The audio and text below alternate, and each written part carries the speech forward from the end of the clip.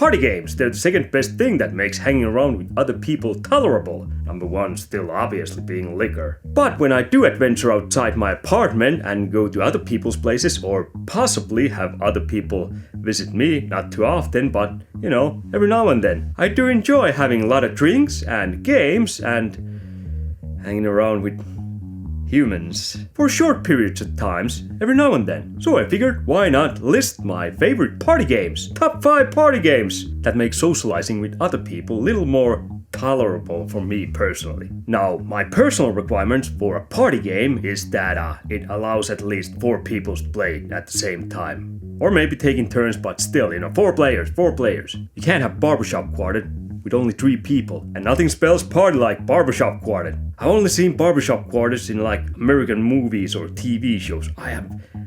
Fuck all those things. They look weird. Anyway, number 5 on this list is Boss. And I have here the latest Boss I have, which is for PlayStation 3, because for some weird reason they haven't released any new Boss games after PlayStation 3, at least not to my knowledge. I think I know, because I'm a huge Boss fan, and it sucks. I don't think there's Boss, but there are some quiz games that have like you use your phones or something like that. They try to integrate your phone on PlayStation 4 for some games, and I did try some of those, but I don't want to play on my phone. It fucking sucks. Come on, give us Boss and give us new Boss controllers. These are fucking fantastic. I love these. These are perfect Boss. And you get 4 controllers in one package, so that's just great. You have 4 choices. They ask you questions and all the answers have different colors, so you just press the color that fits the answer that you want to pick, and that's how it works. Also, there's a buzzer button, which is kind of like a start or something. In some of those question modes, there's like few different rounds every time, and some of those you gotta be like quicker than your friends, so you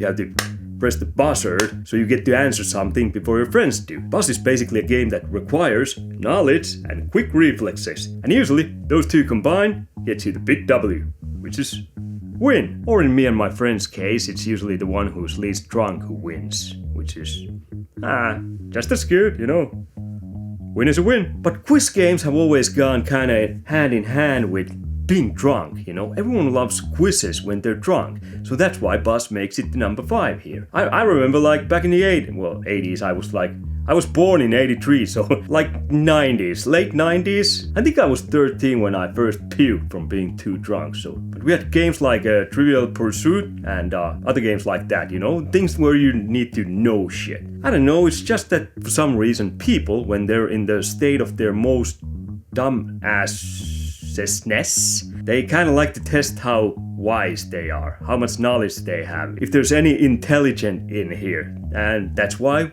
we play quiz games when we're drunk. Now that I think about it, fighting drunk is also kind of stupid, because that's when your coordination kind of fucking sucks. But you can take hits better when you're drunk because you're loose. Anyway, Boss, that was number 5, so let's move on. Number 4 on this list is probably a game that's on everyone's list when they're drunk and they want to play with friends.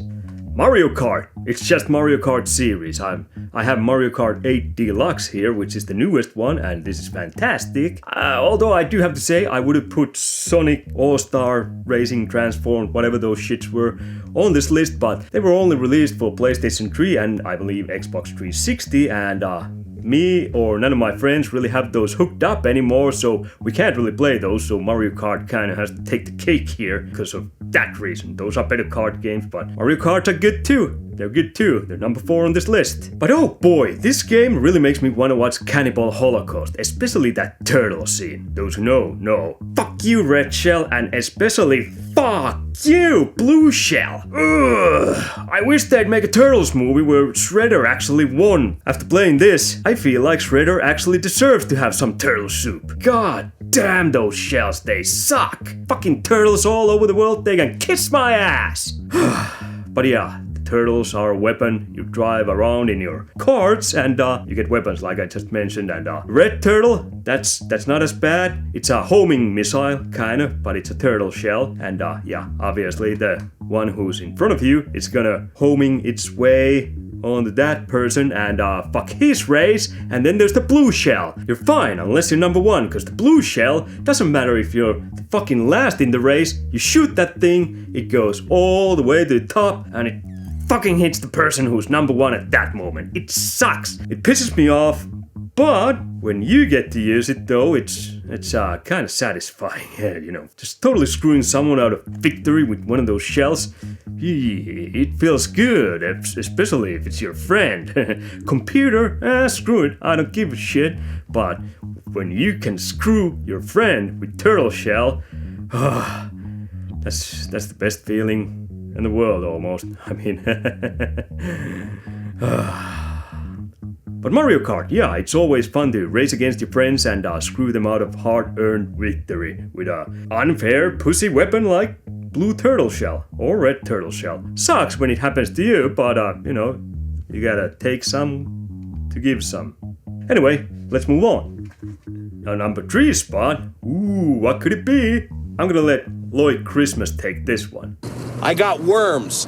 That's right, I got worms. This is kind of shitty worms, Worms 3D. I'm not recommending this. This is just one I had for as physical, so I could show something here. I don't even know why I'm showing physicals here. I could just put on a picture of the game box here, but not this one. The first Worms, or Worms 2, or Worms Armageddon, or any of the other 2D Worms, play those. 3D one, stay away from this. It's alright, I guess, in some sense, but the 2D Worms kick the 3D Worms ass any day of the week. Now, if Mario Kart games make you hate your friends, Worms games make you hate yourself for not paying any attention in math and physics class back in the days when you were a kid. All those angles and speed, mass, velocity, sciencey crap would have been great to know when you're older if you would have known that you're gonna play Worms.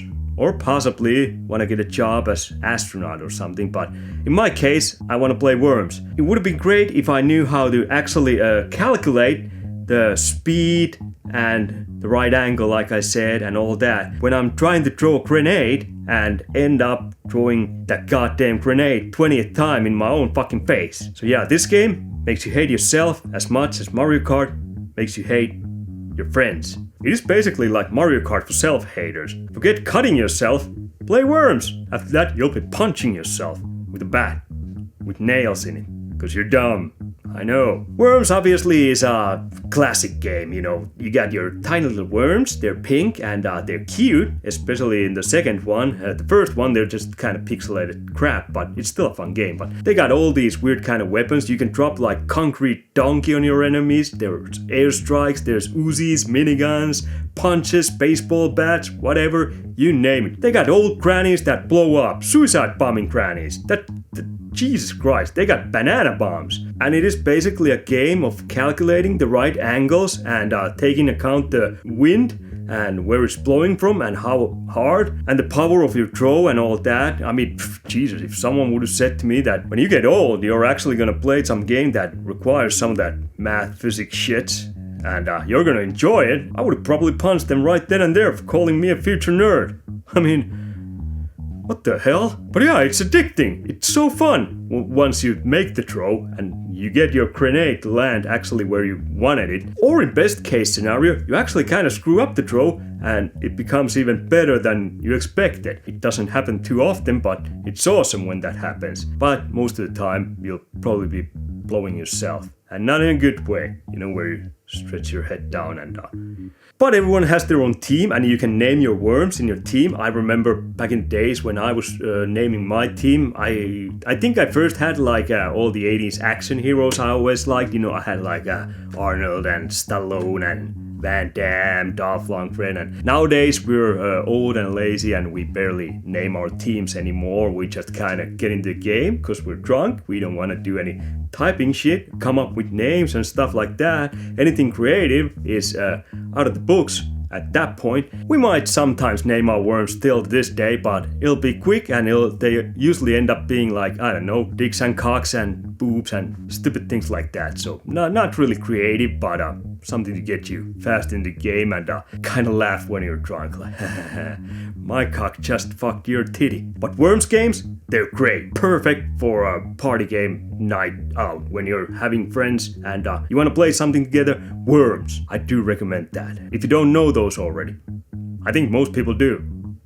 Now, second on this list is a game series. Actually, it's a lot of games, but they're all kind of the same in a way, except modern games are, well, they're more modern and older games are more old. These are games that you can have skill, and skill is good. Everyone loves being good at something, but these are also games where even if you have skills and you're playing with 3 other friends, I think some of these games in the series, they support like 6 players. So the more friends you have, the more it can kind of negate your skills. Your skills become kind of pointless. Your skills are probably gonna make you lose, because you're trying to do something fancy and no one else is playing by your plans. That's gonna come back and bite you in the ass. I'm talking about wrestling games. Here I have WWF SmackDown Shut Your Mouth, which is one of the best ones in the series. There was also Here Comes the Pain. It's been so long since I played these two, Here Comes the Pain and Shut Your Mouth, that I don't remember which one I actually liked more, but both were great. I played tons of both, probably like 100 hours or more. But yeah, wrestling games. Forget skill. Screw skill. You think you're skillful? I mean, the times I played this with my friends and my girlfriend, and me and my friends were always picking like Triple H and Undertaker, Hulk Hogan, The Rock, Eddie Guerrero, Kurt Angle, whatever, all those, best wrestlers pretty much out there. Then there's my girlfriend, who just likes wrestlers cause, I don't know, their tights are great, they're cute, I don't know. And where me and my friends, we have a plan, and I have like a couple finishers stored up, because you can store those up to 5 in these older games. You hit your one friend with finisher, then you hit your second friend with the finisher, and then your girlfriend, who's pretty much been unconscious throughout the whole match outside the ring, comes in, gets his stupid little eye poke, and pins one of the guys you just gave your finishers and steals the whole thing. Screw your skills! Your skills suck! Your skills don't mean shit! You can just be a dirty bastard and steal the victory. Again, it's great when you do it, but when others do it, how does it piss you off? I mean, I'm a huge fan of Eddie Guerrero. He's one of my all-time favorite wrestlers, and he made lying, cheating, and stealing in wrestling cool, so I'm all for that, except when it happens to me. That's when it sucks. That's when all the other people who I'm playing against can go fuck themselves. We used to have this rule. We were drinking like every weekend, almost, so we had this rule. Whenever we played, you could only defend one belt one time during that weekend, or that drinking night we were drinking. So, if you lost, you had to wait a week or two, whenever you were drinking the next time, until you got your rematch. So it was kind of fun rule. It gave someone the bragging rights. You'd get a lot of text messages like, I don't know, something shitty like, why are your pants hanging around your ankles? Oh, that's right, because I have your belt. Wrestling games. It's never boring when it comes to wrestling games. Wrestling games are one of the cornerstones of my long career of drinking and gaming with friends. I remember all the way back to PlayStation 1, I bought ECW, Anarchy Rules, loved that game. That's probably my favorite wrestling game on PlayStation 1 still to this day. We played the shit out of that. I don't think there's any other gaming series I put as much hours into as wrestling games, if you count the whole franchise. Wrestling! I really recommend it. It's fantastic. Then there was only one left, and I actually only have this game in digital form. As far as I know, there hasn't even been physical release. I don't know why. I'd really like one. And this is kind of weird game, because I don't think I know really anyone else who's really talked about this game before. I mean, I haven't run into anyone who's been praising this game, and me and my friends, we fucking love this game. It's so goddamn fantastic. Every time we're at my place, whenever we're thinking, we should play something, if we can't come up something immediately on that spot, we usually play this game until we can kind of decide on what we want to play for real. But many times we just spend hours on this game and we kind of forget about everything else. Or we start playing something else when we're like pretty much close to passing out or something like that. Because this game is so goddamn fun. We played probably 3-4 years now. Every time we drink at my place, we play the shit out of this game. And it's a game called Boomerang Fu. Bunch of fruits trying to kill each other with boomerangs. Bananas, pineapples, bacon, coffee cups. Okay, not all those are fruits, but there are a lot of fruits too. Sushi and all kinds of weird characters. And after like 3 or 4 years playing this every time we're drunk, we still unlock new hats and stuff for the characters. Probably not new characters anymore. I don't think we've gotten a new character in last year or 2 or so. But yeah, usually when we play this, we still unlock like new hats and shit. That's freaking awesome. So what is Boomerang Fu? Well, you got 4 players. I think you can have... I'm not sure if that's actually 6 player. Wait. Oh, you can have 6 players. I didn't know that because I only have 4 controllers for my Nintendo Switch. So 4 is the max limit we always play as. So yeah. But you pick a fruit and then there's different levels. There it's kind of this isometric view.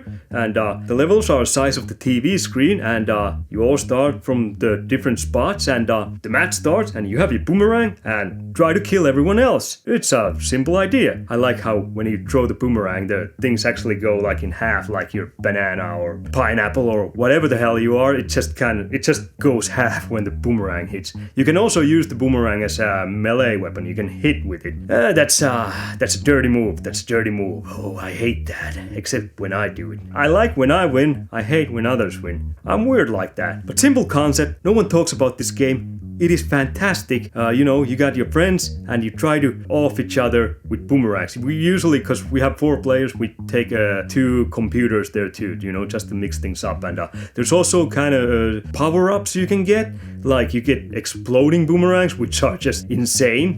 That's easy kill. Especially when you get multiple boomerangs, where it kind of divides into...